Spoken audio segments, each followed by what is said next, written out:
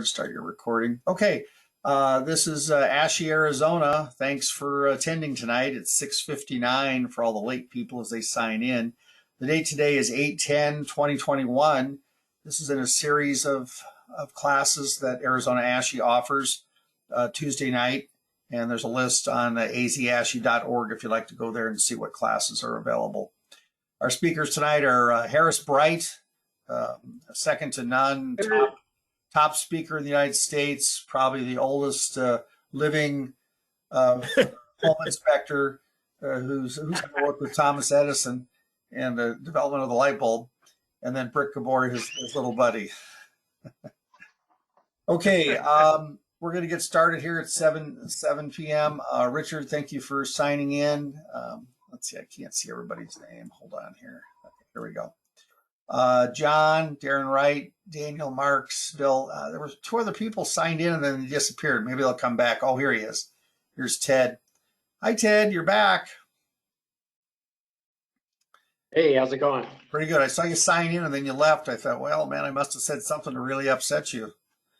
No, I was just testing it out because it started at 7. I just wanted to make sure I knew how to log in. Yeah, that's what I do. I always like to sign in and 20 minutes later, everything go dead and have Harris finish it up for me. Okay, everybody, we're gonna start. Look at the screen. You should be able to see what's there, and we've got some yellow marks, and those numbers at the bottom are just reference marks for you. Instead of showing you a PowerPoint, we're just going to start going through pictures. Harris, I want you to tell them what's the big deal about this panel under the yellow mark there. What do we got going? Okay, the top yellow marks that you see, 2 lugs that are empty.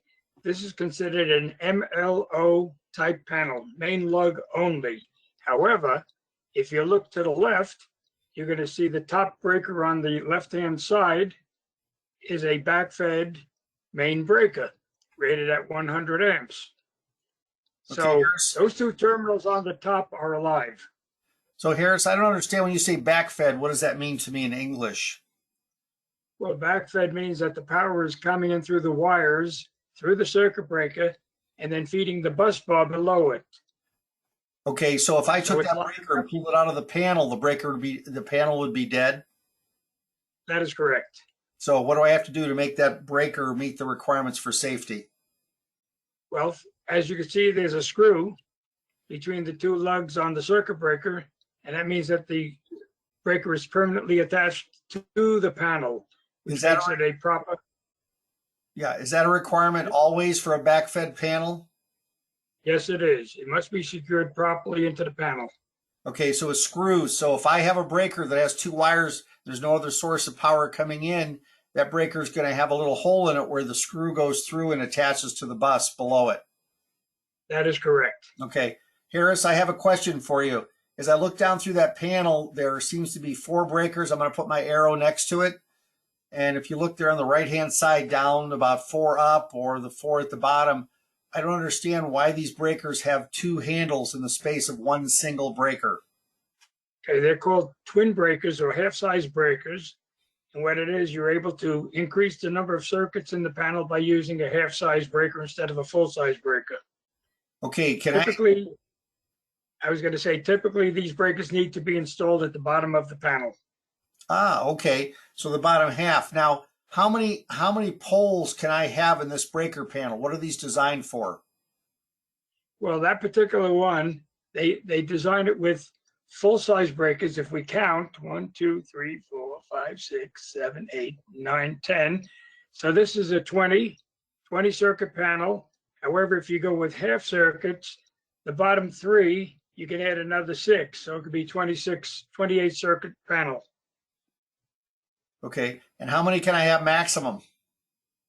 Maximum of 40, and if you include the main breaker, it's 42. Okay, everybody. So when you're doing an inspection on a back-fed panel, you count the handles. So a double handle, is that 2, Harris? That's 2. Okay, so the top one would be 2. I'm going down the right side. So there's 4, there's 5, 6, 7, 8, 9, 10, 11, 12, 13, 14 on that side. Then I come here 15, 16, 17, 18, 19, 20, 21, 22, 23, 24, 25, 26. I'm still under my 40. Yes. Okay. So any, It makes it okay. okay, However, check the door of the panel. It'll tell you the maximum number of circuits that are allowed to be in the panel. okay, is this a main panel or a sub? This happens to be a sub panel. Then do I need to isolate my neutrals and grounds? You should, yes, So in the back right side, that's wrong. correct. The Okay. neutrals and the grounds are all on the same bus bar, which makes it, if this was a main panel, that would be okay, but this is a sub panel, so it's not okay. They need to be separated. Okay. Let's go to the next one. Now, on this panel, one more question. I see red wires hooked to breakers and I see black wires. How can that be? Well, you're allowed to have red or black or blue, any colors but gray, white, or green. For this panel here, I have red and black. Is that because I'm sharing a neutral? Yes, you're sharing a neutral. It's a multi-circuit circuit. Okay, so However, those two breakers there. My question is, if I have a black and a red right here on these two, and these are two single pole breakers, what's the rule for a shared neutral? They must have a tiebreaker on the top to shut off both breakers at the same time. Internal trip or external trip, but they have to be tied together so they both trip. So if I mentioned this and wrote this in a report and I handed it to an electrician, would they be shocked to know this rule? Well, they wouldn't be shocked, but they knew what they had to do. They have to replace that with a two-pole breaker. Well, I didn't mean shocked literally, Harris. I meant, would they be surprised to know that this was a rule? Well, they might be. Yeah, okay. So how long has this rule been in force? Forever. Thank you. Okay, here we go. We're going to move. Question. Oh, yes, go ahead. Could you, okay, on the right there where you have those mini breakers or split, yeah, are they supposed to be at the bottom of the panel? Is that worthy of mentioning or not? Yes, we Yes. discussed that. Harris, tell them again. Yeah, they should be at the bottom of the panel, and typically 6 circuits total from the bottom up is the amount, where they belong.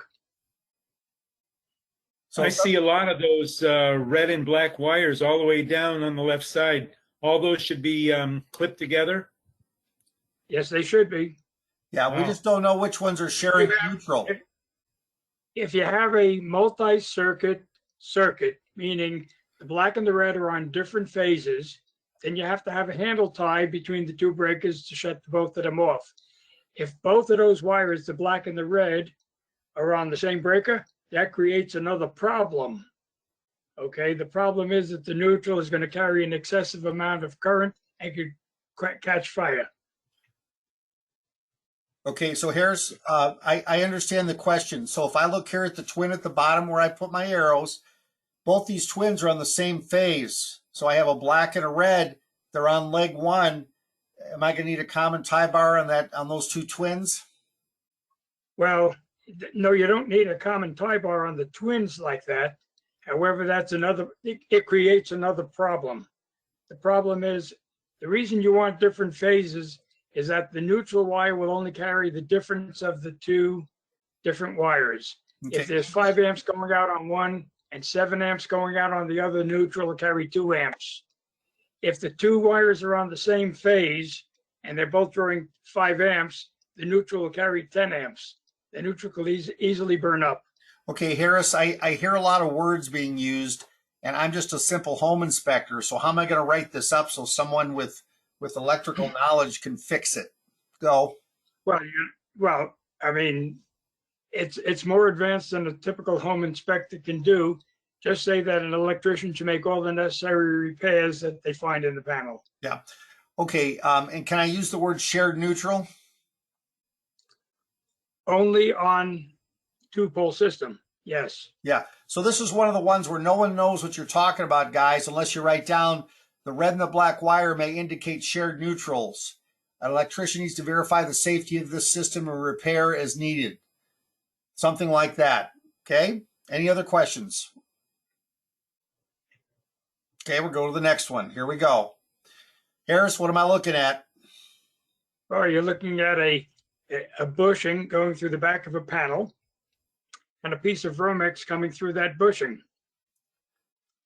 And Okay, that is now, an okay installation. okay, is a bushing required every time I come through a main panel on the outside or any panel? A bushing is required on any penetration through a panel, whether Okay. it's a fitting or plastic bushing. Okay, and I don't understand. It's a black wire with a red line. What does that mean? Okay, so when you have two wires that are both black, the way you can identify different phases, one will carry a stripe on it, the other will be all black. That way you can identify the two different wires. Okay, so if I'm hooking that to a breaker, it doesn't really matter which one hooks to the two-pole breaker, just as long as they're hooked up correctly, right? That is correct. Okay, You're right. so in this case here, I'm looking down and I see a black wire with a white wire on the outside. So are these three wires then wired up to be a 240 volt circuit? Yes, 240 volt with a neutral and a ground. And based on the thickness of the wire, could this be number 10 wire? Oh no, based on that, it looks like it's a number 6.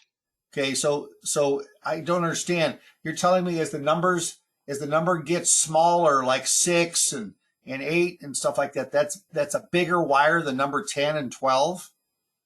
Correct. The smaller the number, the bigger the wire. Huh. Okay, and that's called AWG. What does that stand for? American Wire Gauge. Okay, anybody have any questions about this main panel? Now the bus is on the left. I'm going to put my arrow here. Your breaker's attached to the side of the bus here where they clip in, and then the hot bus is on the inside here. I see multi-stranded aluminum wire in the back there. Is that aluminum wire, Harris? That is aluminum wire, and that is a ground. Okay, so grounds can be bare. Right, grounds could be bare or green.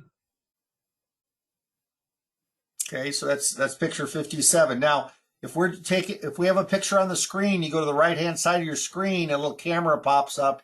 You can take a screenshot anytime you want to look at this later if you want. Okay, and then the screenshot goes to your screen.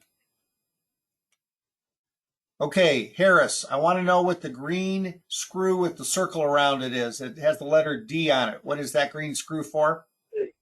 That green screw is for rounding the neutral bus or the ground bus to the panel. So when I That see, bonds the bus bars to the panel. okay, That's the main panel. Yeah, oh, the main panel. That was my question. Okay, so if I'm looking at the bar here, I'm going to put my arrow right here. There's a bar coming across here with another arrow here. What is that bar for that connects these two, the neutral and the grounding bar? Okay, so in the main panel, you have two bus bars, a ground bar and a neutral bar, and they both have to be tied together in the main panel, and that bus bar connects the two, and the green screw bonds that whole system to the panel itself, metal box. Okay, so if I want to make a sub panel out of this, then I would remove this bottom bar with these two screws and take that green screw out. That is correct. Ah, okay. Letter A is a concentric ring. I just took that picture so we could look at it. Concentric rings. What are those for in the back? That's what it's called, right? Concentric ring knockouts. Yeah, it's called a concentric knockout, and it's multi-sized, meaning half, 3/4, 1 inch, 1 1/4, 1 1/2, and 2 inch.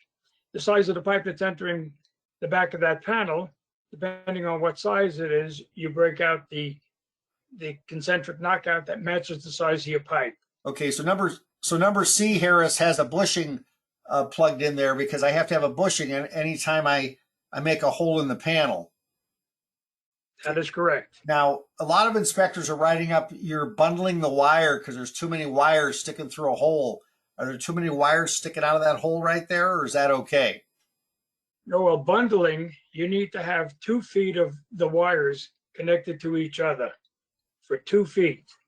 That is not considered bundling. Okay, so is this a problem? Item number C, is that a problem, all those wires sticking out of that hole? It is not a problem because, again, it's less than 2 feet, so it's not considered bundling. Okay, I see a lot of red and black wires coming out attached to the same Romex wire Am I using a shared neutral potentially on all these red and black wires? Most likely, yes. Okay. So when I write this up, everybody, the electricians are like shocked. They're going, oh, wow, yeah, that is a rule. Huh. Okay. Item number B, is that a 2-pole breaker? Yes, that is a 2-pole breaker. And most likely, it could be an internal trip. You'd have to read the breaker. But if it isn't an internal trip, you have the tie bar across the handles. Okay, now I don't know what you mean. The tie bar in the past, what would it do when one side had an overload potential? Right. If one side overloads, it pulls the handle down, which forces the other one to shut off too. Okay, so in the past, we would go and let's say their dryer would be running, but it wouldn't heat. That's because half the breaker would trip off and the other half wouldn't? That is correct. Oh, cool. Okay, if I look, question? Yes. Bundling wires. What's that? Well, we'll have another picture Okay. to look at that. For you, there's Okay. nothing here. But thank you for asking. I wanted to bring that up. We have another picture for that. It'll be under new construction. Any questions on this panel at all? Look at the wafers here, the twins, tandems. Again, there's 2 breakers fill the space of 1. So you have to look at the door on the panel and see what it's rated at. It'll tell you. We'll look at some pictures here in a minute. Okay, Harris, what's the brand? This is a Zinsco panel. Okay, and what's the big deal about Zinsco? I hear that and I start to I have to run into the bathroom because I'm gagging. I can't believe it's a Zinsco. Let's write this up. Zinsco panels, the biggest problem is that the bus bar in the panel is made of aluminum. I mean, right here, this. Right. And since the breakers clip onto the aluminum, what happens is aluminum shrinks when it gets hot. So all the connections on those circuit breakers, if they ever get hot, they start to shrink. And when it shrinks, it starts to arc. And when it arcs, it burns the bus bar, causes a fire in the panel. Cool. So would you write this up immediately or would you spend a lot of time writing up all the other stuff you don't like? You just write up it should be replaced. For what reason? For fire hazard. As a safety issue. Okay, Right. So you'd write this up as a safety issue, and most of these have been replaced, but when you see them, that's an issue. Now, Harris, I don't understand. These are red and the ones down here are gray. Does that matter, Right. or is that just Zinsco? Yeah. How they identified everything, the red ones are 20 amps, and the gray ones or blue ones are 15s. Okay, now it looks to me like someone took the breakers out, did some remodeling work, and sprayed paint inside the panel. Is that okay? It's not okay. By the code, any kind of paint inside contaminates the panel and it's supposed to be replaced. Now, when you say paint, you mean I can't have drywall mud in there because I like to spray a lot of drywall mud? Nope, you can't have drywall mud, you can't have paint, you can't have anything that changes the interior of the panel. Okay, so again, everybody, what we're telling you here is you got a remodeler, one of these, let's flip this thing. They pulled the breakers out, they sprayed everything, and they sprayed the inside of the panel. So you can see there's paint here, there's paint here, there's paint all over this area. I can see where they sprayed it. We can't even tell the type of wire right now, so there's no way unless you got up closer and scraped some paint off the neutral bar up here to see if this is copper or aluminum. Can you tell from there whether the wiring's copper or aluminum, Harris? No, not at all. Thank you. Okay, this is out of focus, but I like this because I like to see a lot of aluminum and copper together under a split bolt. Right, that particular split bolt is made for different metals, meaning aluminum and copper. The only problem with that is you don't see any antioxidant on the aluminum. I don't know what antioxidant is. It's a coating that keeps the air from getting to the aluminum wire and causing it to oxidize. So it's like an inhibitor. Oxidation on a wire creates resistance, and resistance creates heat. Okay. Harris, when you wired houses with this wiring here, back when you were just a small child, the loom that's right here, this cotton stuff, was used to go through walls, and then this knob, and then the single strand wire here. What was this wire used for before they used it for electricity? Well, it was used for telegraph Telegraph? and telephone. Yeah. So it's made, and the reason we use the size is the telegraph wire was used, and they said, hey, we got all this wire. We need to do something with it. Hey, you know what? Let's run electricity through it. And oh, by the way, we should probably insulate it so we don't get shocked. So Harris, all this wire was the same color at one time.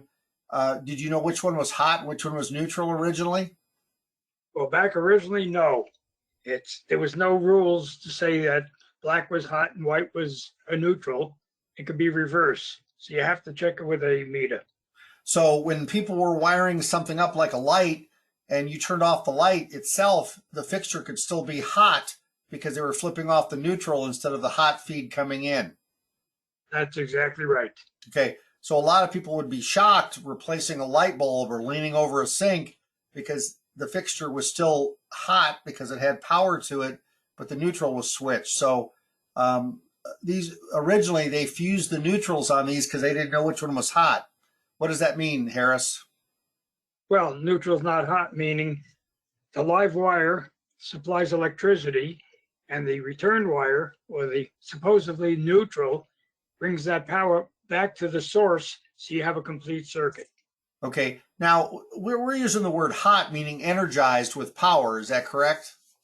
That is right. Okay, now when power, we talk about AC current or alternating current. What does that mean when you say alternating current? Okay, if you look at some of the nameplates on any of the appliances or anything you use and plug in, it'll say 60 cycles or 60 hertz. That means 60 times a second, the polarity of that wire changes from plus to minus 60 times a second. That's why it's called alternating current. A second. A second. Oh, is that why it's called megahertz? Times a second. Wow. What's that? Yeah, megahertz. Yeah. Cool. Well, no, just hertz. Oh, just hertz. That's just hertz. Cool. Okay, Harris. Hertz is the same thing as cycles. Hey, let me ask you a question. These heaters here, do you write these up as being unsafe, or you just say you don't stand next to them because they never shut off? They are unsafe because they're a fire hazard, shock hazard also. Okay, do they ever shut off? Never. Okay, so these don't have a thermostat. There's no thermostat control. You turn it on and come back in a month from now. If the house hasn't burned down, it's still running. So all of you should be writing these up as an unsafe condition. Usually the towel rack is right above them to keep the towels dry. We'll catch them on fire. Yeah. So right here, they've run a piece of tape over a connection. Is this okay? It's not okay. All splices need to be made in an approved junction box. Okay. And then they put a Romex connector here where they stapled it over the wire. Is that okay? It's not okay. It's a wrong installation right from the start. Okay. He's using the word wrong installation. One of the things about writing this is wrong in your report, no one knows what you're talking about. They don't know what you mean when you say this is wrong. Tell them the staple shouldn't be there. Tape shouldn't be on this connection. And then you can start yapping about everything else you want. Okay, Harris, I want to know in one word about this panel. Go. Federal Pacific. That's 2 words. Okay. Number 1 word was bad. 2 words is Federal Pacific. Tell them what's wrong with this. Go ahead. Okay, Federal Pacific panels, they have a history of early failure, and they should be replaced. Okay, what's this panel called? Stab what? It's called a stab lock panel. Okay, so right here, I'm going to put my mouse. If you look at this little H-looking thing here, what they had, it's like plugging in a breaker. You plug it in, and then when the breaker gets loose, it just falls out of the panel. So if any of you have tried to take the cover plate off, one of these breakers comes with it. It always falls out, and you sort of plug it back in and say, oh, I'll fix it. I'll put it back. Just stop removing the covers. So Harris. Okay, now if you look, I was going to say, if you look at this panel, go down to the bottom termination. Here or right here? Yeah, right there. Yeah. Okay, you see the little slot that is horizontal? Yeah, the little, yeah, right. It's just a tiny one, not the whole thing. One side or the other. Yeah, right here. That, no, horizontal. Yeah, right. This way. Yeah. That little thing, that is the actual connection point of a single pole circuit breaker. That little spot. The single pole is the vertical slot. Yeah, the big slot. Either way, Yeah. is this panel bad, Harris? It's bad. Thank you. I don't spend much time with these other than write it up. You need to get an estimate for replacement. Okay, Harris, I'm going to work down the side of the panel here. Is this wire aluminum or is this tin coated copper? That is a tin coated copper wire. Okay, because it's cloth covered. Yes. Okay, so everybody, if it's cloth covered, it's not aluminum. Stop writing it up that way. It just makes us look bad. So if it's cloth covered, it's typically copper clad with tin. Tin. Right. Tin cladded copper. Okay, now I'm going to come over here and I see a breaker. It looks like an aftermarket because it doesn't have a red handle on it, right? That is correct. Okay, and I see a black and a red together, so we're on the same phase. Well, it's not on the same phase. It's not. Those are on Why? Why, Harris? Tell them. Well, if you look at the breaker opposite, go opposite that single breaker. You see that space? Two different phases. Yeah. Phase A and phase B, and it's split by, you can see where the sliders on the breakers on the opposite side. Yeah. So what we're trying to tell you, everybody, they made this panel so you could make breakers fit in there. And if you didn't know what you were doing, then it wouldn't be right. So Harris worked on these. These were everywhere since 1978, or even earlier than that. But Earlier than that. yeah, earlier than that. So Harris, right here, I have my main breaker, and the wires are going off at like a 60-degree angle. I thought you're supposed to have a nice 90 like this coming out of the panels. So the rule of radiuses or whatever it's called. Right Well, here. yeah, the bending rule of radius is in effect, but that particular circuit breaker has the terminals on an angle, so it's proper. Yeah, they designed the panel so the wires will come off at an angle in case you cut them too short. Either way, it's a Federal Pacific. Just write down, call electrician for replacement options. Thank you very much. Please pay me so I can go home now. Okay, here we go. This is outside, Harris. What's wrong with this panel? Well, it's a indoor panel placed on the outside. Okay, am I done now? After I write that up, do I just move on? You're finished. It got to be replaced. Okay, there we go, everybody. But this was very typical, very typical. It was used everywhere. Now the rust around the door is the way they seal it so the water can't get in. So when the door was shut, they painted over it. The rust kept the water from entering the panel. Harris, what's the screw in the middle of the panel for right here? Hey, that's an adjustment screw to bring the guts out so it's flush with the dead front cover. When you said guts, you mean the breakers?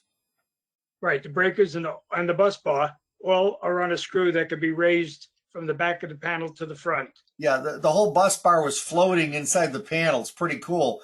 So you could raise and lower it to meet the front of the dead front cover. Yep. Okay.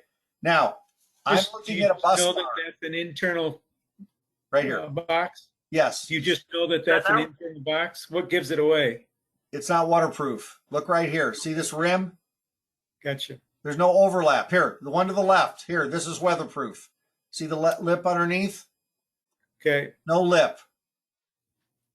So that's interior used outside. The meter's right here, top left. And you're going to see this on houses prior to 1970, the 60s and the 50s, because that's what they did.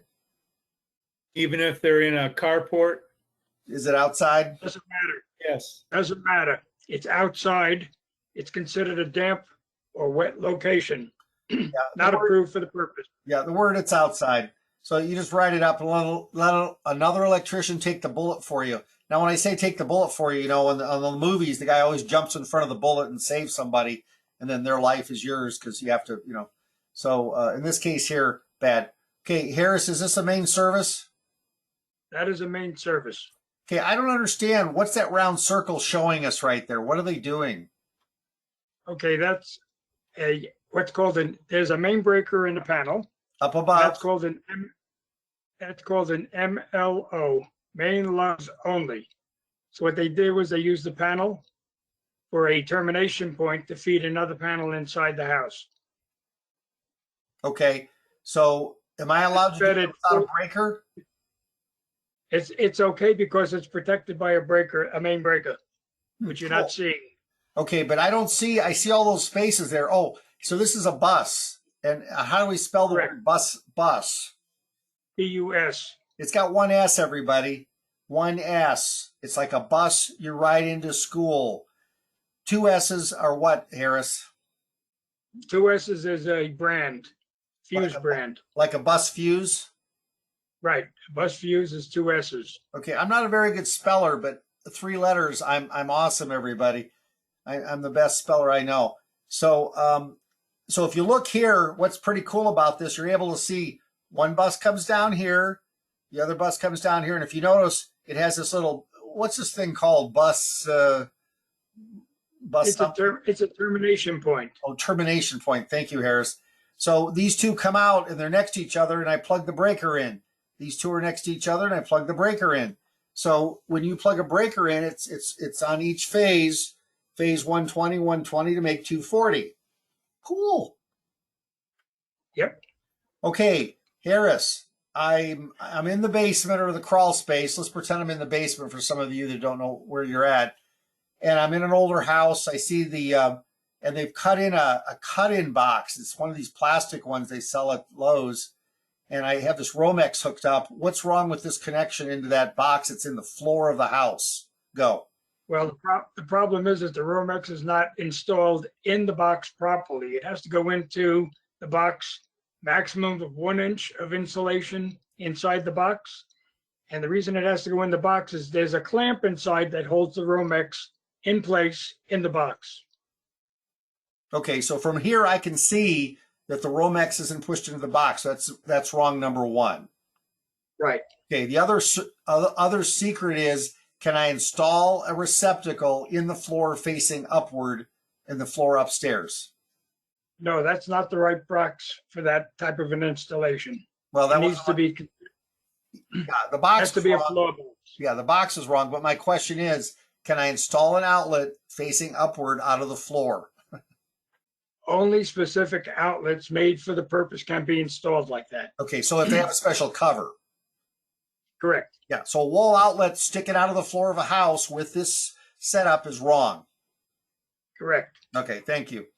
And these Romex wires, are they supposed to be secured somewhere near this box to the wall? Yeah.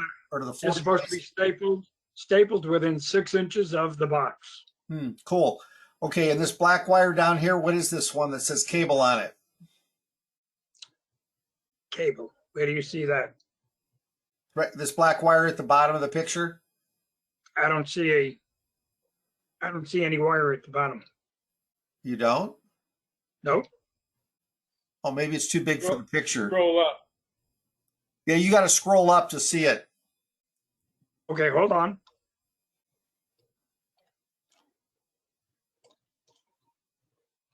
Zoom on. Can you see it? Scroll up. Hold on. I got to make it smaller. Oh, he made it too big. That's why, everybody. But the rest of you can see it, right? Yes. Okay. So okay, now I see it. Yeah, thank you. I see it now. Okay, so Harris, tell them what the problem is of running cable alongside electrical wire. Yeah, well, you have what's called interference. The magnetic field from the wires will intercept and go into that black cable, and it should be a shielded cable, but it still can affect it. Okay. Harris, what am I looking at? Oh, you're looking at a connector coming through with a piece of wire that has a ground cutoff. Okay, and based on this wire, what type of wire would this be? Looks like it's a number 10 wire, and it's black and white, and there's a ground wire that's been cut off. Okay, so it looks like they've cut a hole in the panel and put one of these Romex connectors in, but they cut the ground off. Right. And I see a black and white. Yeah, and they have a black and a white wire, so they're running this as a 240 circuit without a, well, I don't know how it could be 240, right? Well, it shouldn't be, but you don't know. Okay, From the picture, you can't tell. well, it's number 10 wire, so could they be running the water heater or the dryer off this? Yes, could be a water heater, dryer, yes. Okay, but it's still, Could it's be an wrong. air conditioner also. Right, still wrong. Okay, what are we seeing here, Harris? Okay, you're seeing a arc between two electrical circuits rather. It's a high voltage arc. And that's what happens if you get too close to a high voltage wire. It jumps to you. In this case, the moisture in the air created a connection between the two wires. Cool. Okay, Harris, I'm in the basement. What's wrong with this box, or is there anything wrong with it? Well, it's been used. It was an old panel being used as a junction box, but it has to be sealed. Can't be opened like that. You Sealed have to with have a what? lock on the cover. Seal the cover closed. You mean like screw it shut? Screw it shut. Okay, so I have to use a tool or implement to open up this junction box? That's correct. Okay, so when I have a box that has wires spliced in it, the box, like if you think about any junction box you have to use a tool to open that, like unscrew it and stuff. That is correct. Yeah, consumer access box would have a little hook on it. Now, this box is not weatherproof if we're outside because the cover fits over the outside of the box. If it's weatherproof, it'd be underneath it. So it doesn't matter. This is still inside. Okay, Harris, what am I looking at? What is that black arrow pointing at? Okay, this is called a mast head, and it's a POA, point of attachment for power. It's a 4x4 sticking out of the roof. Do we do that anymore? Not anymore. Now it's got to be steel conduit. Okay, if you look at the roof, it's a gravel roof with paint on it. How old do you think this roof is? It's probably in the 70s or 60s. Yeah, so they stopped doing this probably back in what, the 60s?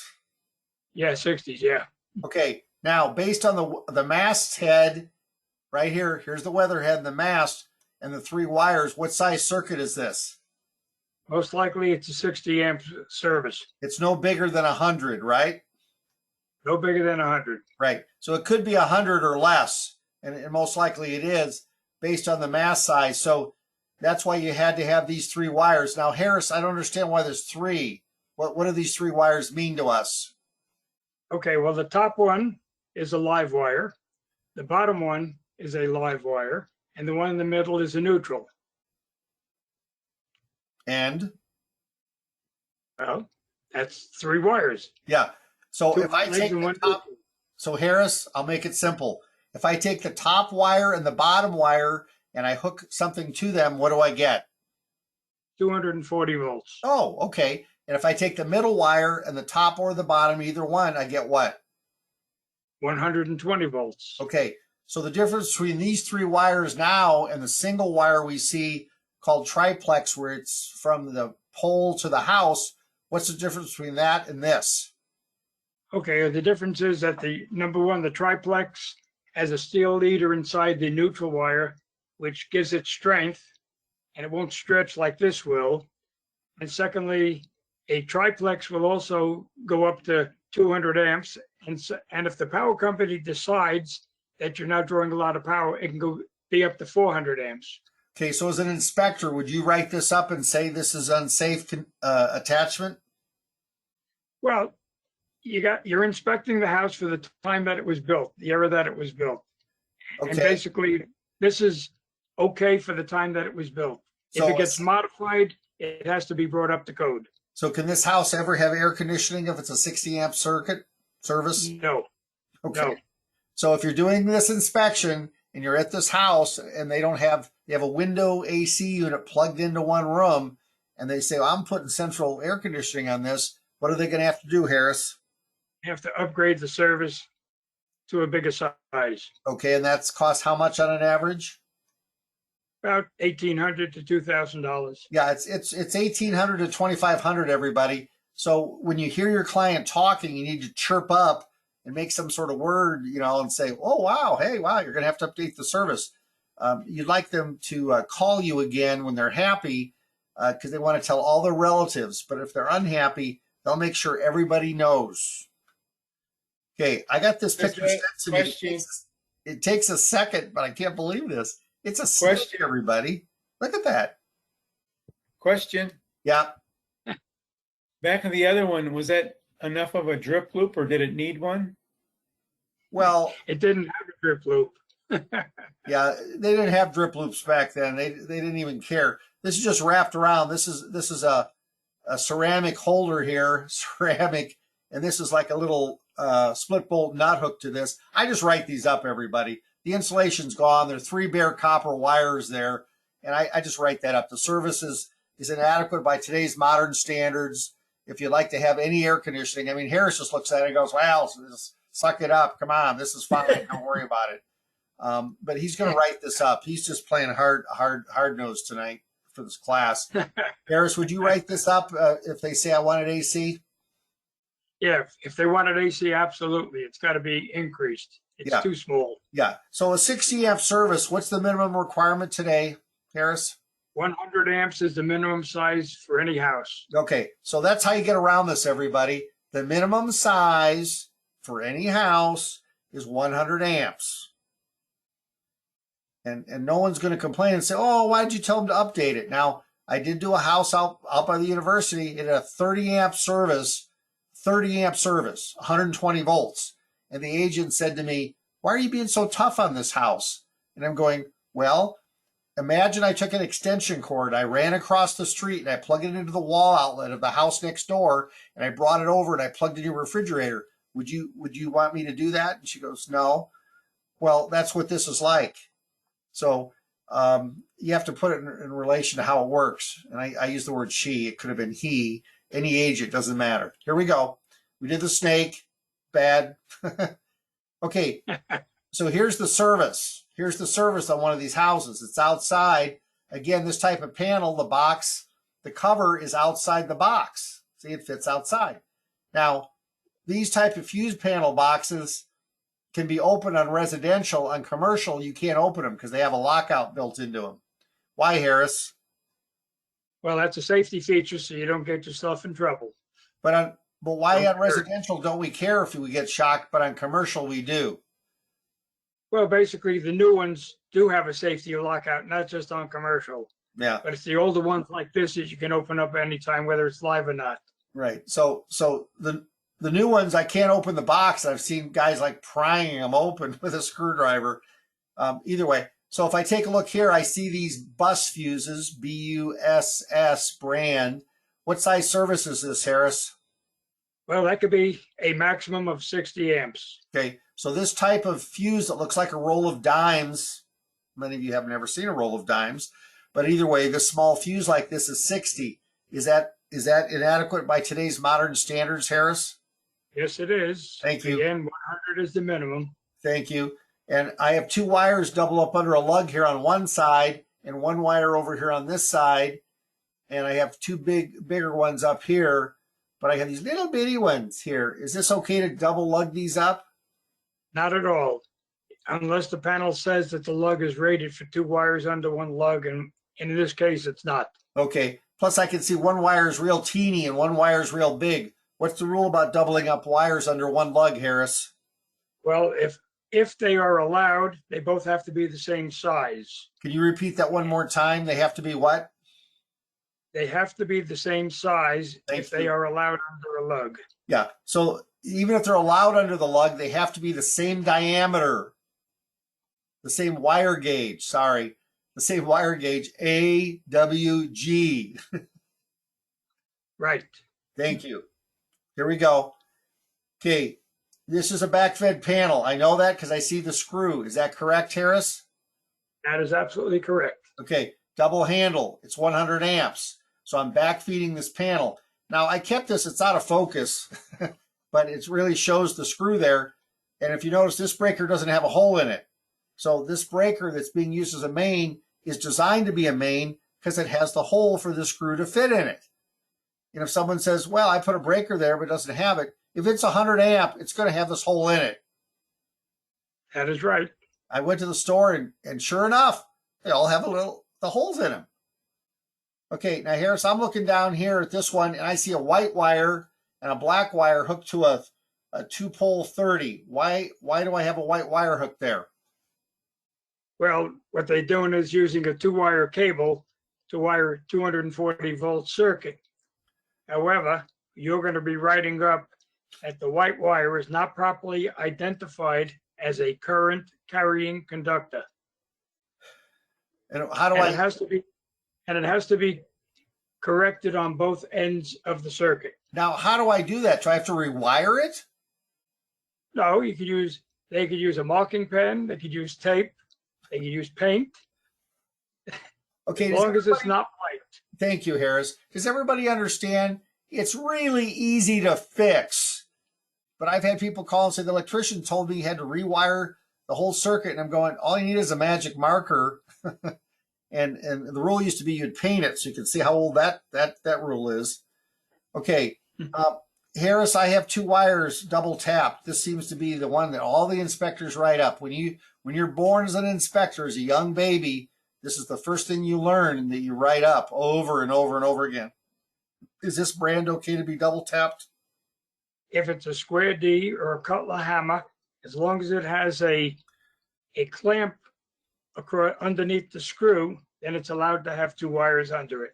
Okay, so let's look at this one up above here. And if you notice, this has a clamp with a wire hooked to it.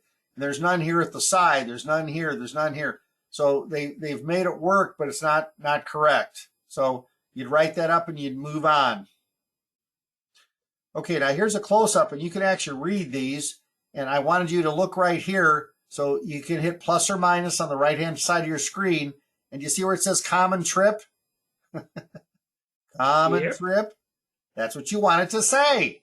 So when I have a tie bar here, and I know it's 240 volts, or in this case, I'm sharing the neutral, as Harris and I have discussed, it has a common trip, meaning the handle doesn't even have to trip off. It can be looking on and have no power.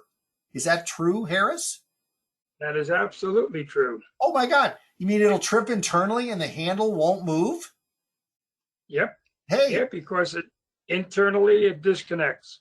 So this is the one where you get there and you find a whole room not working. You can't figure out why, because the single pole breaker has internal trip, or this one does here, internal trip. So as we look down through here, it says all the stuff that's required to say. And on some of these, it'll say 2 wires can be hooked up, or 1 wire, or whatever, to make this work. Now, Harris, I see all these pretty wires come out, and they all have this beautiful radius on them. Is that okay then? Yeah, the actual code says 6 times the diameter of the wire would be the minimum bending radius. Okay, I'm looking at that wire. What does that mean, 6 times of what? That's a nice bend. You don't want a square bend. Thank you. Okay, so everybody... Also, before you go to the breaker above the 2-pole. Here or here? On the right side. Right side. We were talking about the common trip. Uh-huh. Look at the white wire above it. I don't see. No. Look at the circuit breaker above that breaker. The circuit breaker above that breaker. Oh, you know, it's blocked by pictures of you guys. You see the white wire? Yeah, you right see here. the white wire hook? It's color-coded. It's marked. That makes it legal. Someone had a magic marker with them, everybody. That's what makes it legal. Okay, Harris, I don't like this rust stain on this breaker here. See this where I put my arrow up there? Yeah. There's a rust stain there where water looks like it was running down through the panel. Would you have someone check this out and make sure the bus bar isn't damaged where water was running through there? Well, you'd have an electrician check it out, yes. Yeah, you don't want to take the pictures out yourself. Yeah, I don't mean us. Yeah, have an electrician check it out. Okay, so water inside the panel is bad? Bad. Thank you. And I'm using the word bad, everybody, when I'm talking to people, because you do all this talking, and I've had people say, you know, the electrician kept you saying these words, and I just sort of looked at them and stared at them. You know, you got to speak to your client in the language they can understand. So when you get done, like one time I said, yeah, the copper plumbing it has copper plumbing. And there's a moment of silence. They stared at me and then they go, is that okay? Well, we think it's okay, but they had no clue that copper was okay. So I learned a valuable lesson that day. You can say all this stuff and they still want to know, is that okay? So this has breakers. Are those okay? Okay, Harris, I see a light plugged in. The light plugged in is if that outlet, okay, that receptacle that's there is not weatherproof and it's not GFI protected. That is correct. Okay, but can I plug a lamp in on a cord and still be okay by code? Well, if the lamp is considered not permanent, so yes, as a portable lamp, it's okay to be plugged in. Okay, but the receptacle, you'd write that up because it's not weatherproof and it's not GFCI protected. Not GFCI protected. Okay, now this house appears to be double brick based on the bonding course, so that would date this from 1940 to 1960-ish roughly. Do you think this is a grounded type system? Probably, well, in the 60s, late 60s, yes, but earlier, no. Okay, so they've replaced the outlets. You're going to have to take your 3-prong tester and test that. And what if it says it's not grounded? Then what do we do, Harris? Put a GFCI in place. That'll give you a ground. Okay, but I don't understand. If there's no ground, there's no ground. How does it make it grounded? Well, through the internal part of the GFCI, you can get a ground. Oh, okay. And that makes it legal. So you're telling me I can take a GFCI and put it on any non-grounded circuit and make it safer? That is correct. By code? By code. And all in the code book. And all the safety rules that are written on the planet? That is correct. Okay, then do I have to mark the circuit as a non-earth ground? Right. Hmm. You have to mark it as, right. Non-earth ground. Yes, I'm using his own language against him, everybody. He didn't know what to say. Okay, we looked this up earlier. Is this wrong? That is wrong. That's the floor outlet. Yeah. So again, when you say this is not wired properly, they don't have a clue what you're talking about. Tell them what the problem is. The wires aren't in the box correctly. You say all that, and then at the end you go, well, you shouldn't have an outlet facing up in the floor. After all that other stuff, it's still wrong. Okay, this is a burn mark. Do you see the burn? Harris, how would you fix that? You got to replace the panel. Okay, look down here. Do you see the bus bars burned? When you see a burned bus bar, stop writing. The bus is destroyed. You can't just polish that with a piece of sandpaper. All those breakers need to be pulled out of the panel. They'll have to probably replace the bus because the bus is damaged. And since that's an old panel, it's a split bus panel, it needs to be replaced. Yeah, it's split bus in the middle there. Okay, there's the floor outlet. When you see those, do you spend your time testing them, or do you just tell them you can't have an outlet in the floor and tell them to rewire the house? They need another outlet there, Oh. Different type.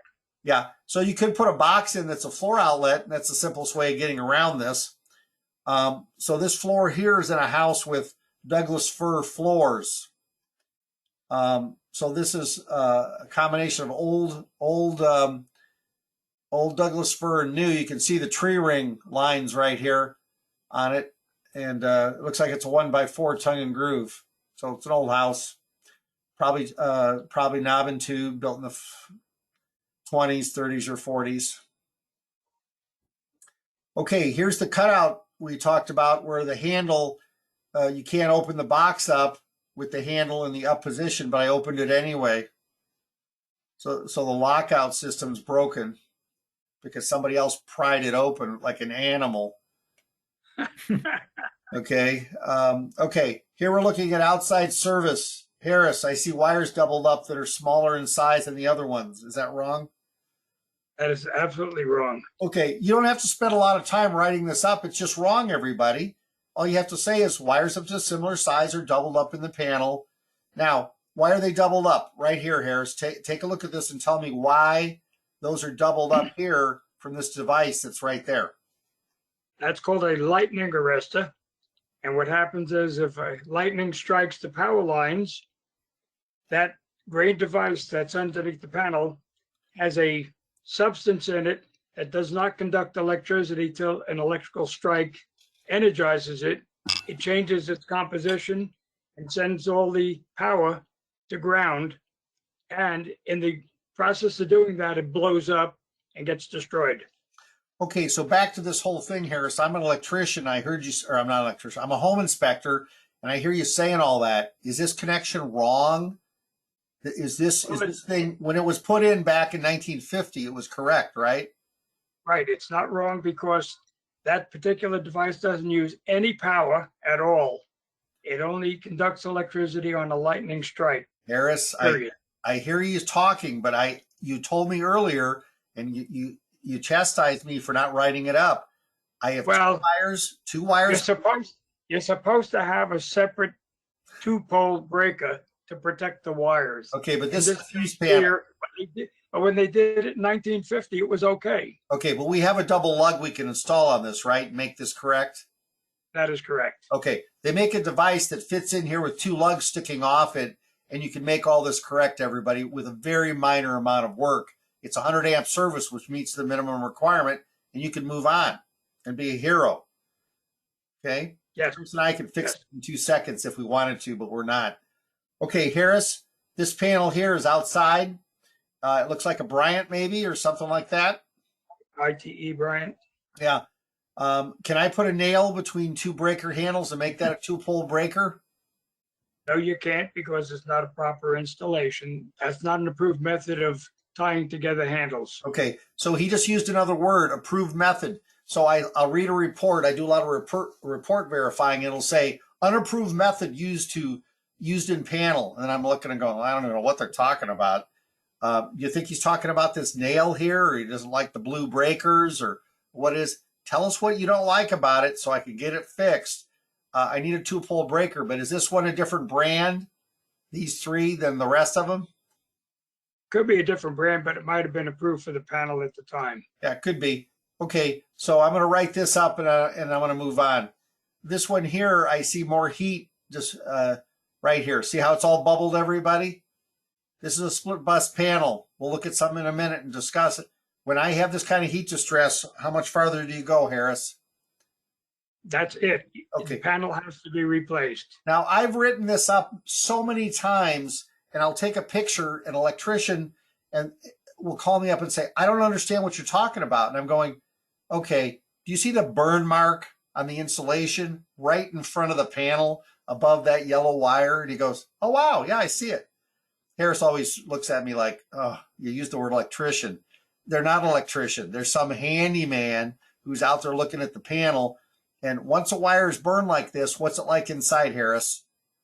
It's cooked. It's cooked, baby. So it's like those bananas at the store. You go at them and you look at them and go, oh, this banana looks pretty good.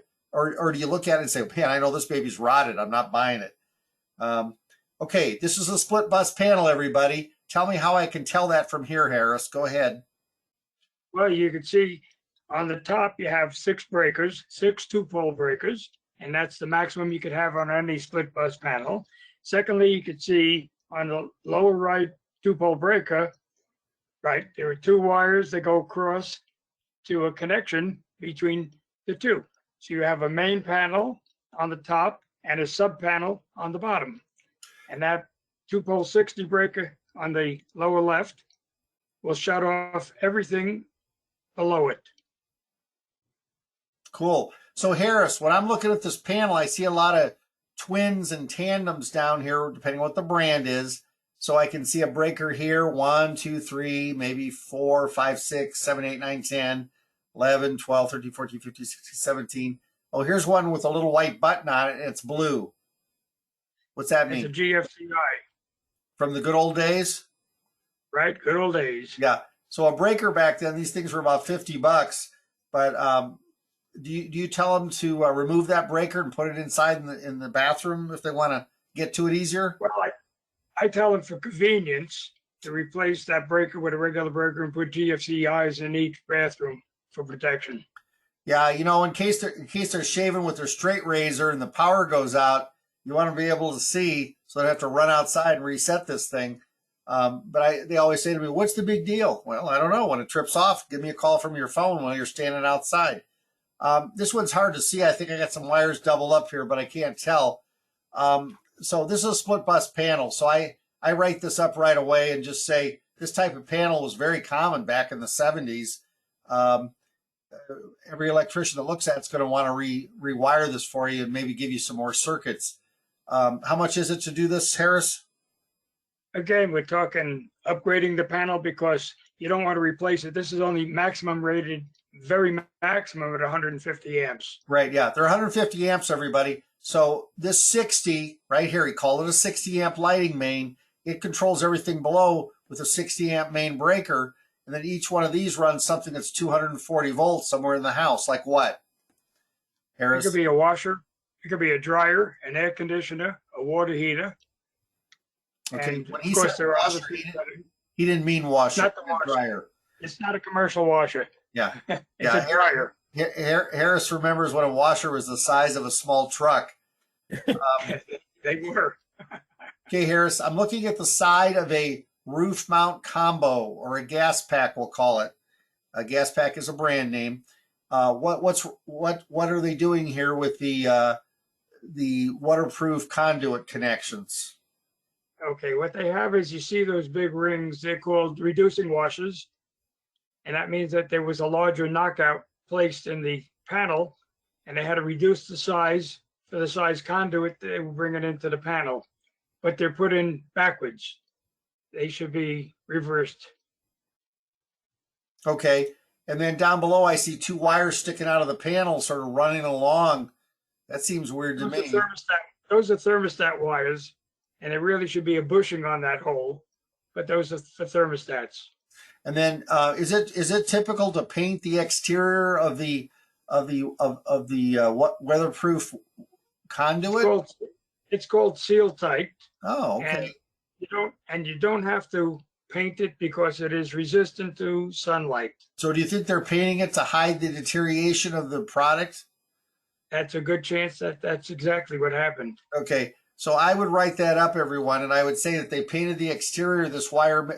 This conduit may be compromised and may need replacement due to weathering and damage. For safety, an electrician needs to verify its safety. Now, I use the word safety a lot because everyone likes that word. Not only that, every code violation is a safety violation. Thank you, Harris. Here's the next picture. Now, I'm using a mirror because I don't like laying down on the roof and turning my head like an owl to look up underneath a junction box like some of you are very agile. And I look up under there and I see that they have the bushing ring that he talked about, but I see that this... Reducing washer. The what? Reducing washer. Oh, reducing washer. Thank you, Harris. I must use correct nomenclature to be correct. Yes. This connector here with the piece of conduit, the EMT, has a screw instead of a compression fitting. Is that wrong?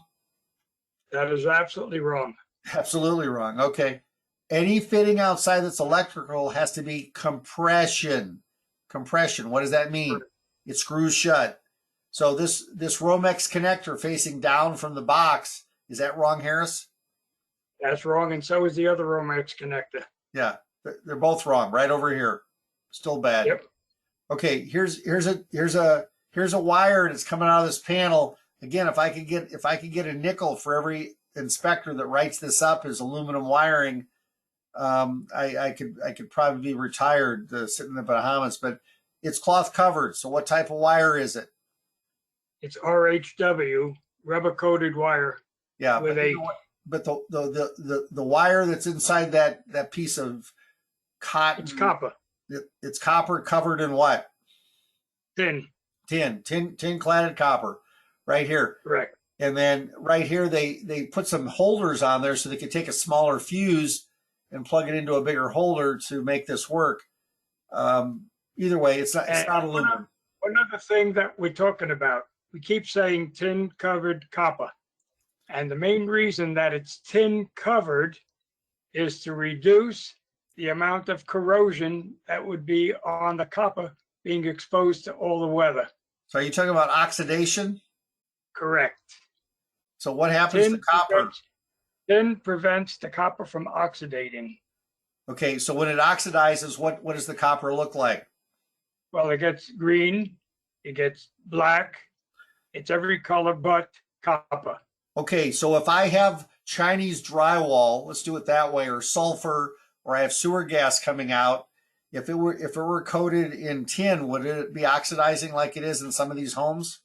No, it wouldn't oxidize at all because the tin protects the copper from any exposure for vapors. Okay, so today in industrial applications, are they covering the copper with tin for that very reason? Yes, a lot of them are covered just like that. Yeah, they do it today, everybody. This is not old technology. This technology is still used today in industrial applications all the time. Okay, I see a dead lizard in the panel. I write this up and I say the main breaker will need to be checked to make sure the bus bar isn't damaged from heat. I don't see any heat destruction here, but that guy died from some reason. Is that a main breaker, Yeah. Harris? That is a main breaker. And it looks like there are two lizards there. Yeah, either that or he's born with two heads. There's one up here, there's one here, and part of whatever was left right there. Okay, Harris, I'm looking inside of a not a very well made, let's call it a kitchen cabinet in a house from 1950. Are either one of those applications correct? Well, the one on the bottom with the metal box is okay. The one on the top right is not okay because you have Romex wire not protected properly. Okay, now they're inside a cabinet in the kitchen. Do either one of these need to be GFCI protected? Well, not really. Not below the cabinet. If it's more than 12 inches below the countertop, it does not have to be GFCI protected. Is there any reason, if I wanted to do it, that I could? Oh, you certainly can do it. Give you extra protection, but it's not required. Okay. What's the big deal? That is a receptacle that's rated at 20 amps. How do you know Because that? it's a T-slot receptacle. So T for 20, the two T's as we call it, like the two pillars of electrical, TT. Okay, now Harris, so you're telling me that the plug I have is going to plug into that because that slot lets it plug in for the 20 amps. Correct. That receptacle also could be made for 220. It's a convertible type receptacle. It's rated at 20 amps current, and it's 120, 240 volt possible. Okay, but it depends on the plug. Sure. Is that polarized? Is that a polarized receptacle? That is a polarized receptacle. If you look, the slot on the right is small. The slot on the left is big. So when you say It is small, polarized. so when you say small, Harris, you mean small vertically? Smaller than the other slot. Okay. So are we required, according to our SOPs, to check for polarity on receptacles? Absolutely, yes. The answer is yes. So when we're checking for polarity, what does that mean to the wiring hooked to that receptacle? The small side is always supposed to be what? Small side should always be alive or a live wire. Energized? And the right side should be neutral. Energized? Energized. Thank you. So if I have a volt stick and I want to check it to see if it's energized, can I use a volt stick on that? Yes, you put the volt stick in the small slot, it should light up. You put it in the right slot, vice versa. Put it in the right slot, it should light. The left side, it should shut off. Okay. Not light at all. So what happens when I use my volt stick and both sides light up on it? Is that because it's not shielded very well? That's a possibility because, that works on magnetic fields. And sometimes the field is strong and it could cause that to give you an improper reading. Okay, so a volt stick can give me a false positive test. Definitely, yes. Okay, so it's a nice toy to use, but they're not very accurate. Nope. Okay, but I like them because they make a beeping noise. And the number And one, they light up. they light up. They light up and they make a beeping noise. And I have to say, over all the years, the client says, wow, I cannot believe how much fun I had watching that thing beep every time you stuck it in an outlet. And I wish I could have it say outlet wired correctly. Outlet wired correctly. It'd be a great thing. We should. Okay, Harris, what are these two fuses for? Okay, those are called rejection type fuses, and they're used for air conditioning. They're dual element fuses, and the dual element is to take the surge of the startup of the compressor on an air conditioner. Do they say time delay on them also? It will also say time delay. Huh. Okay, so an air conditioning fuse has to have that slot in it to be the type that's correct for air conditioning. Right. And if they replace that switch with a new switch, there's only one way you can plug that fuse in. The rejection clip has to be on the bottom. Right. So does everybody see this? It's very important. You can, as soon as you open the door, if I don't have a fuse with this groove in it, it's wrong immediately. And everyone thinks, oh my God, you're so good. I can't believe you found that so easily. But it's pretty common. So go down to the bottom here. This is weird. Go down to the bottom. I see a neutral wire hooked to this clip. This is bizarre. What is that, Harris? It's hooked to this clip right where this is. Why? Well, it's not 220 volts. It's 110 volts or 120 volts. You got a neutral that's fused, possibly. Yeah, I saw this connector here, and I think I'm not sure what it is, but here's your neutral coming down, and then I see a hot here. I think it's just an optical illusion unless we get closer. Excuse me, because I got a hot wire here, and I got 240 on the top here. So I think it's an optical illusion. You're right. It is an optical illusion. Yeah. So this is. I take back what I said. Yeah. So this is a case where you take a picture, you put it in your report, and you say panel is wired incorrectly, and then every electrician looks at it and goes, "Ah, this electrician, this home inspector is just nutty as the rest of them. You know, it's wacky." Okay, Harris, I'm in the kitchen, above the hood, and this wire is running out of the hood up along the wall where I have a lot of duct tape wired up. Is that wire okay exposed inside the cabinet? Okay.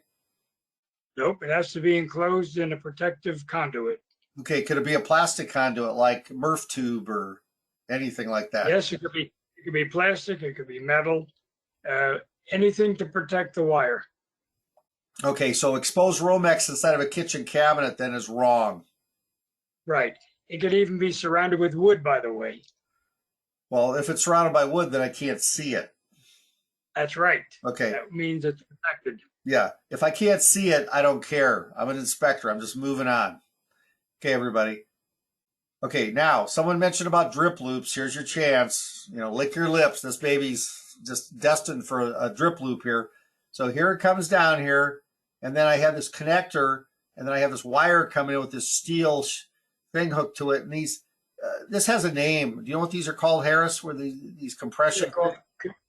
They're called compression connectors. Oh, yeah. Somebody back east, these guys that write up reports, they look up the brand, and then they call it a Bradford. They call it a Burndy or an amp. Yeah, there we go. Burndy. I was pretty close. I had the letter B there, but they're putting this on a report. Burndy happens to be a brand. Yeah, there's like a dozen other brands. Yeah, they're putting it on the report, everybody. That's my point. No one cares. But they're writing up Burndy connection with triplex. No one cares. But it sure does. No, the only thing you care about is they're not insulated. Yeah, these aren't protected with insulation as required. Insulators. Okay, so Harris, why can I be hooking this wire to the mast? See how the mast is holding this wire? Why? Right. How is that possible? Okay, that particular type of wire we spoke about it before is called triplex. And triplex has a neutral wire, which is uninsulated. That's the one you got your arrow on. And it has a steel leader in the middle. And the steel leader in the middle is not there for conducting electricity, but to give the wire strength so it doesn't sag over the distance that it is stretched. Okay, now. Okay, and you have two insulated wires for the live wires around it. Yeah. So Harris, I'll be more direct. What size pipe does this have to be supporting wire? Let's do it that way. 2-inch. Thank you. So I cannot support this wire ever on a pipe smaller than 2 inches. Correct. Okay. And if it's over 2 feet above the roof, it needs to have a back support opposite the pole. 2 feet, everybody, here to here. Okay. This box, this disconnect is all scorched on the outside. Would any of you even open it up? Harris, Needs to be replaced. Yeah, Harris, would you open it up to see what's wrong with it? Not really. Yeah, not really. The answer is no. I mean, when he says that, he's just, yeah, I gotta see what's wrong with that. And I'm going, whatever, just back up. Us electricians are curious. Yeah, electricians are curious. Take out your volt stick and see if it's still hot. Harris taught me to do electrical. He lick my fingers and touch it. If it bites you, it's still on. Used to do that when I was not too smart. Yeah, Harris, I want to know, is it okay to put the light switch almost in the shower? not even close. It's a wrong installation. Yeah, okay. Again, he's using the word wrong. What do I need to do with this? Relocate it to another area. Okay, can any outlet or switch be accessible from the shower? No, it's got to be 6 feet away. Okay, whatever it is. I don't care what the number is. My report's going to say I shouldn't be able to stand in the tub or shower and reach the switch. Switch will need to be moved. That's what I say, everybody. I don't say 6 feet. I don't say, whatever. But I say it just like we did it. Well, I'd like to turn off that light while I'm in the shower. And everyone goes, oh, no, that sounds unsafe. This one I took, it's out of focus, but I just love this one. When they insulated, they filled the box full of insulation because that's the best way to keep those wires cool. And then they used a nail and pounded them over to hold that Romex wire in place. Harris and I, okay. And then right here, you can see the insulation is stripped off. It's off the wire, everybody. It's just the rats have been chewing. The rats have been chewing the insulation off the wire up in the attic. See, it's shiny right here. I know it's copper. So Harris, how do you write that up? It's got to be, the wiring has to be replaced. Okay. Before all that, he says, rats have chewed the outside coating off the wire. The wires are exposed. This is an unsafe condition. Wiring will need to we need to go one step further. Thank you. We're going to cover a different subject as long as we're looking at this. You guys all heard of AFCIs, arc fault circuit interrupters. Well, basically, you see the black and the white wire? They're parallel to each other. And if a rat eats through the insulation and the wires just touch slightly, you're going to have an arc. That arc is 3,000 to 5,000 degrees, and it could easily start the wood or the wall on fire.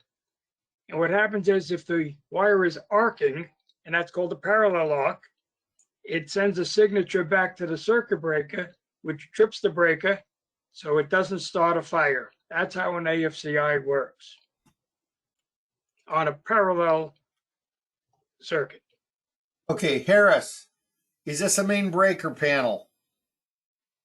That is a main breaker panel, yes. Okay, it's being backfed. Top left. Top left. Top left. It's being backfed, everybody. So at this point, you're going to wake up tomorrow morning going, oh, panel's been backfed. And everyone's going to say, wow, you're crazy. You must have been listening to Harris last night in a class.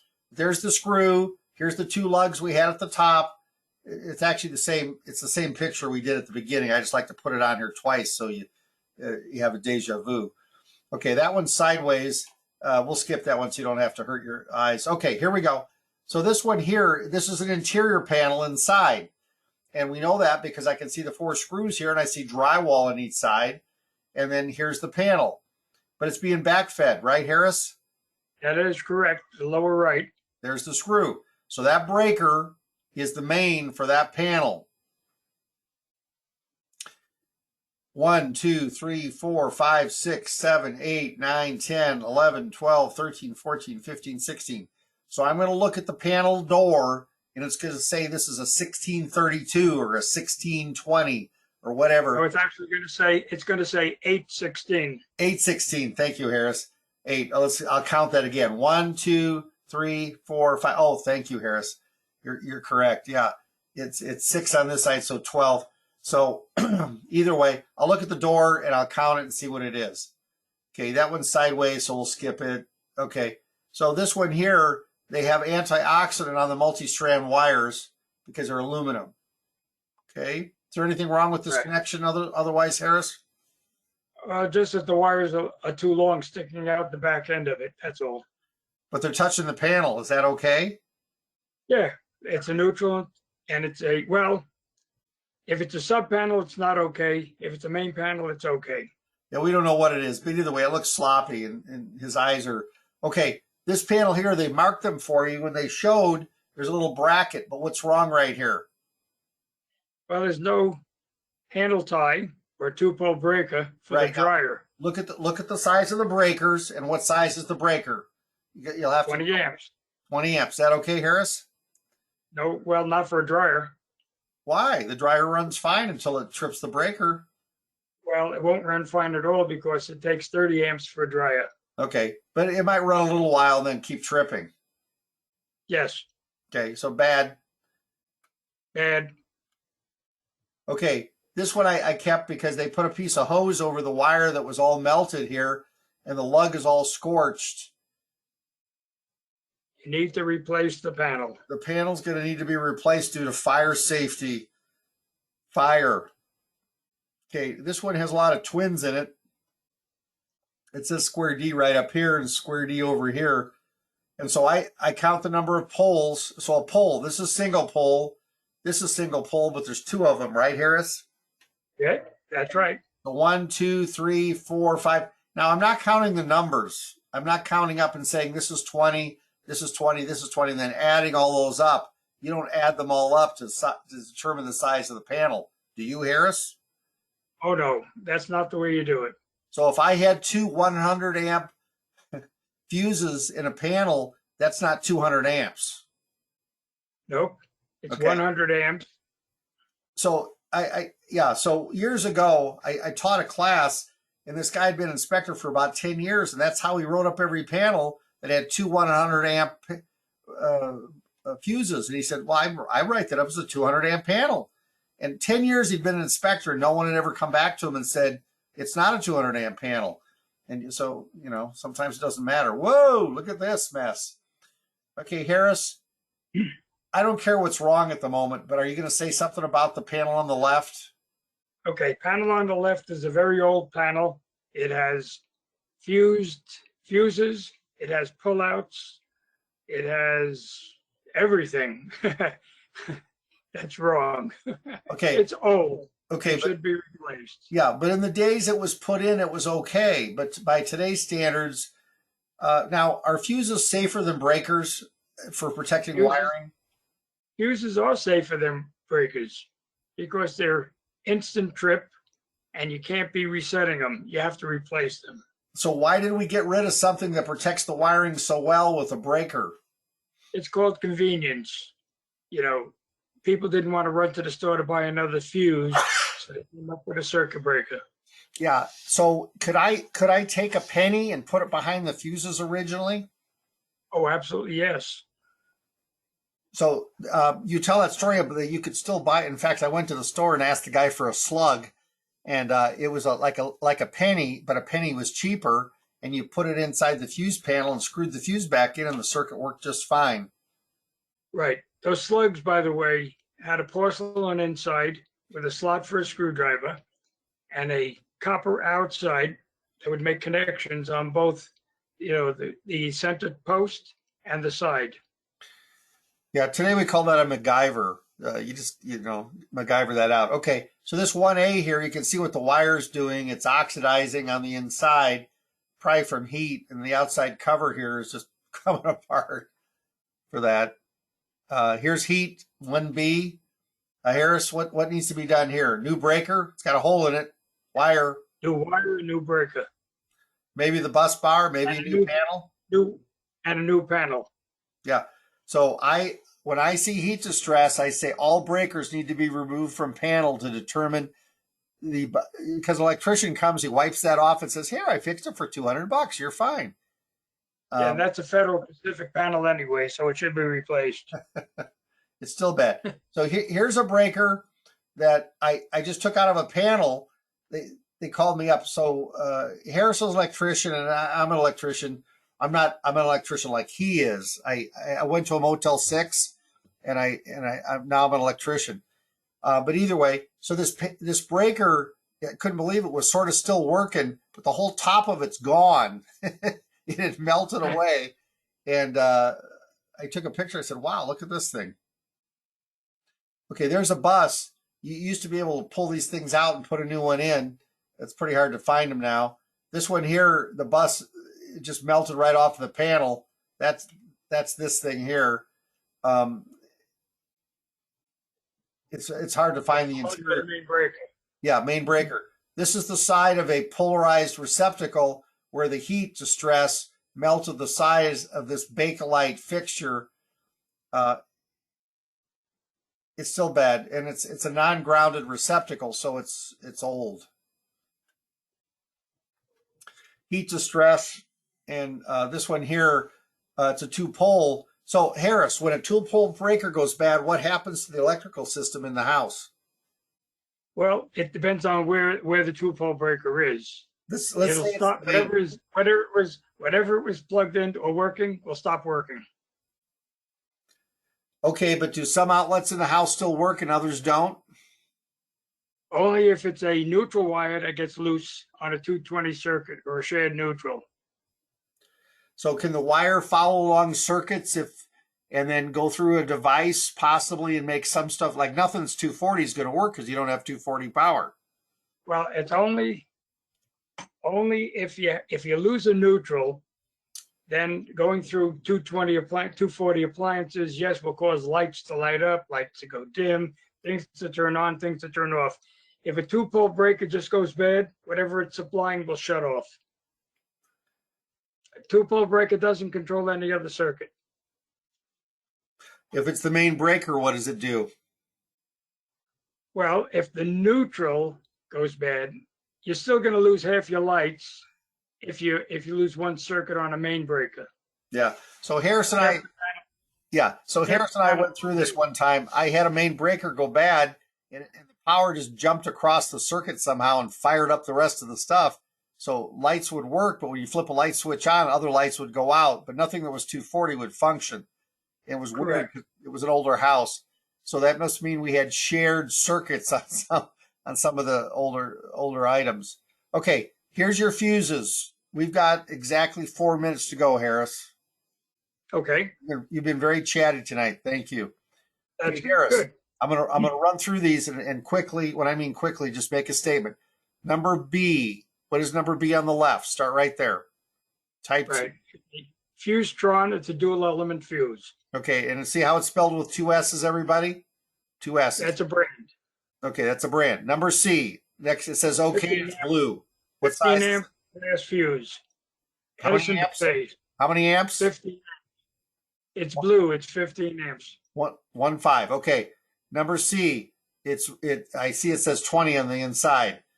Okay. The 20 amp fuse, single action. Okay. Now inside there, that link I see there, what's that made out of? Is that like a fusible link? Yeah. Sometimes it's lead. Sometimes it's just thin metal. Huh. Oh, hey.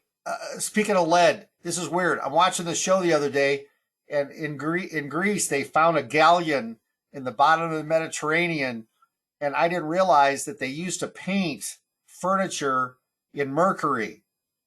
And they showed these divers in the water, and the mercury was still floating around on this ship that had been there since the 1400s.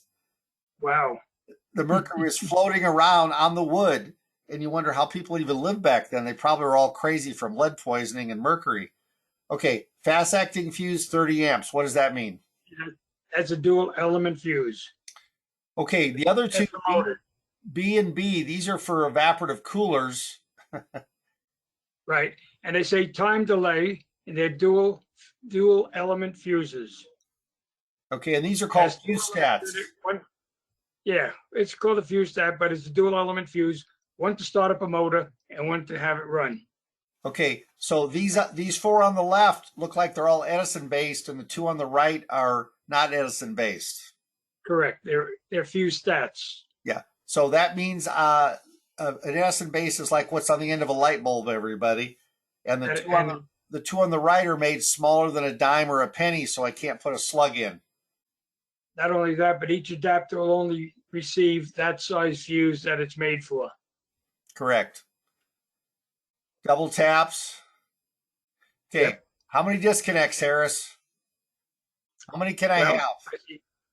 You're allowed 6. 6. Okay, everybody. 1 meter, 6 disconnects. 1, 2, 3, 4, 5, 6. Yep. That's it. It's legal. 6. Okay. These are fuse. What are these called? Bus fuses? So fuses and fusetrons. Fusetron is a time delay fuse. Fuses are a single element fuse. Okay. Which one of these, 1 through 4, is for air conditioning? The one that says FRN 40. Okay. The second from the right or the third from the left? Right. Thank you. Has the rejection clip on it. Now this is BX cable or B. Yeah, okay. So old on the left and then newer on the right. Either way, it's cloth covered, everybody. So this stuff's from the 20s, 30s, and 40s. It's still old, right, Harris? And 50s. And yes, it is old. Okay, now this fuse was in this fixture here, and why was that fuse in there? Why don't I have a light bulb in there? They're using it to power a circuit. Yeah, so when the light bulb's out, the circuit didn't work because this circuit was it didn't work. It's sort of weird. So they put the fuse in there to protect the circuit because it's knob and tube. Okay, this panel here, lots of breakers, but again, what's the brand? Zinsco. Let's move on. There's the old wiring. Okay, here I'm missing filler plates in the front, everybody. These are not knockouts. They're called filler plates. That's correct. And Harris and I used to teach, well, we still do, teach a lot of classes. And the panel box, I said, one day I'm going to read this and see what it says. And sure enough, they're called filler plates. It's sort of weird. Okay, is this, Harris, are you writing this panel up? Are you writing this panel up with single strand aluminum here, Harris? Yes, and it's also a Zinsco panel. Man, okay. See up here, Zinsco, 2 bus, and it's aluminum, single strand aluminum. So what does that mean, Harris? It was built in the 60s up to like 75. Okay, but either way, what does that mean about the panel? 66 to 75, they used aluminum wire. Copper was just too expensive to buy for electricians. Okay, I got that. So now what am I writing up? And you have aluminum wire, and you need to further check to make sure that the connections are made good. Well, we know they're wrong probably because they wouldn't meet today's requirements for safety. So I need all connections checked for safety by an electrician familiar with aluminum wire connections. That is correct. So I'm telling him it's okay to have a house wired with aluminum single strand? Well, you're not going to be rewiring a house for that reason, but you're going to make I don't want to buy it. You're going to make all the necessary changes to make it safer. My grandma's house burned down and had aluminum in it. I'm not going to buy a house with aluminum. Either way, your buyer has the opportunity to make a choice based on what you're telling them, everybody. So inform your buyer and then move on and do it. So here's cloth covered wire. It's not aluminum. This is old fixture. Okay, we're going to finish with this one here. This is the, I don't know what, besides a mess, I don't know what you want to call this. Harris, why is all the piping in this area all rusty? What possibly could be going on to cause this oxidation? It could be vapor, it could be water, and it's also very old. But the ceiling is black. Okay, everybody. So there could have been a fire. There could have been a fire in the basement, and they used water to put out the fire. Yeah. So everybody, look up here. The ceiling is all charred. It's like charcoal. Look here. Look at all this. Here's charcoal. Black. So there was a fire. Someone came in and sprayed water everywhere, and all the iron, black iron, is rusty. It looks like we might have a boiler in here. And then they're using rigid pipe. Man, this baby's old. They're using rigid pipe, iron pipe for the conduit. So either way, we need this all checked for safety, right, Harris? That's correct. Okay. Okay, it's 8:34. Does anybody have any questions? You've all been a good group. Oh, look, we got all these people signed in. So Ted, Steve, Safe Beast, nice name. Roger, Richard, Key, John, Harris, Darren, Daniel, Craig, Brad, Bill, and Brick. Do any of you have any questions before we sign off and take our leave here? This class is available for download after tomorrow. We'll upload it and have it ready, and then whatever next class is going on. Does anyone have any questions? Not me. Thank you. It was very informative. Okay, thank you, Harris. Thank you, guys. Harris, Yeah, it was great. You guys enjoyed it. Thanks. Thanks, guys. Always a hoot. Thank you. Well, we don't want to bore anybody with too much electrical, So again, if there's something you want us to focus in, you have to let us know. Harris could talk about 8 hours on electrical and then still go in for a second wind here, I think. Okay, thank you, everybody. Have a great evening and have a good night. Bye-bye. All right, bye. Bye. Stop your recording. Here we go. And me.